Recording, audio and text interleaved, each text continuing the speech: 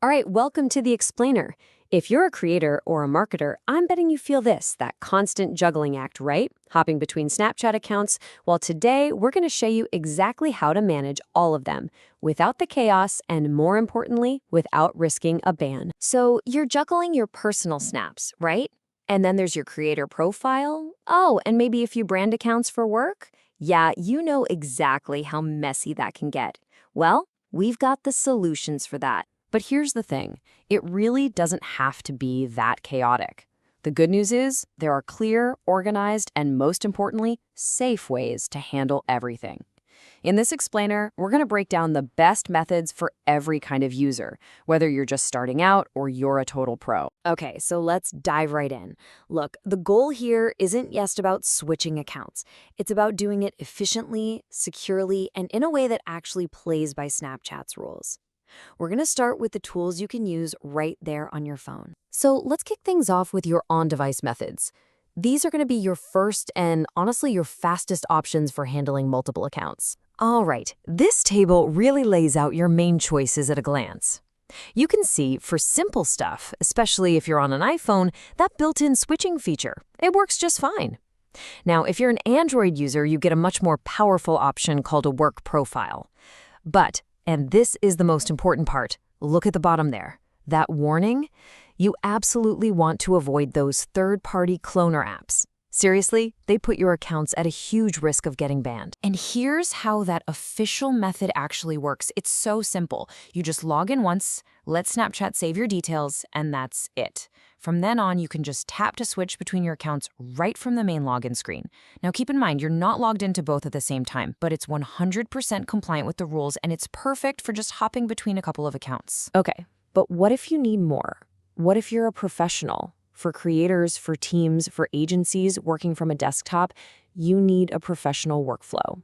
And this is where things get really interesting. So on the left, you've got the standard browser experience. And you know this drill. It's a total mess of conflicting cookies, constantly getting logged out of one account to use another, and don't even get me started on risky password sharing. But on the right, that's the solution.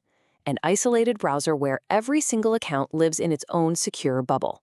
There are no conflicts, no mix-ups. It just works. And the impact this has on your workflow is, well, it's huge. We are not talking about some tiny little tweak here.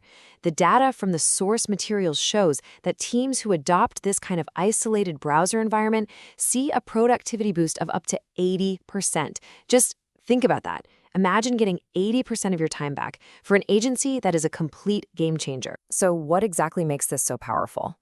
Just look at those first 2 points. Session isolation. That means you will never again accidentally post a client snap to your personal account.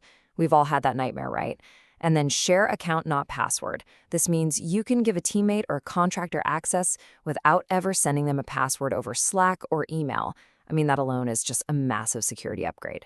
All right, now, regardless of which method you choose, there are some rules you just cannot ignore. Breaking them is the absolute fastest way to get an account locked, or even worse, permanently banned. So let's pay really close attention here. And this right here, this insight from the source material is critical. Snapchat doesn't have some official published 2 accounts per phone rule. But, and this is the key, their systems are constantly looking for behavior that seems aggressive or spammy. If they detect it, they can flag your entire device. So what's the takeaway? Just keep it reasonable. Don't go crazy. So following the rules is one piece of the puzzle, but you also have to actively secure your accounts. So what are the absolute non-negotiables here? What do you have to do? Okay, your first and honestly, your most important line of defense is two-factor authentication, or 2FA. It's a really simple idea.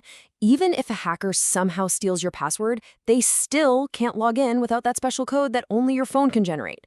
I'm serious. If you do nothing else from this entire explainer, go and do this right now. Okay, here's your essential security checklist.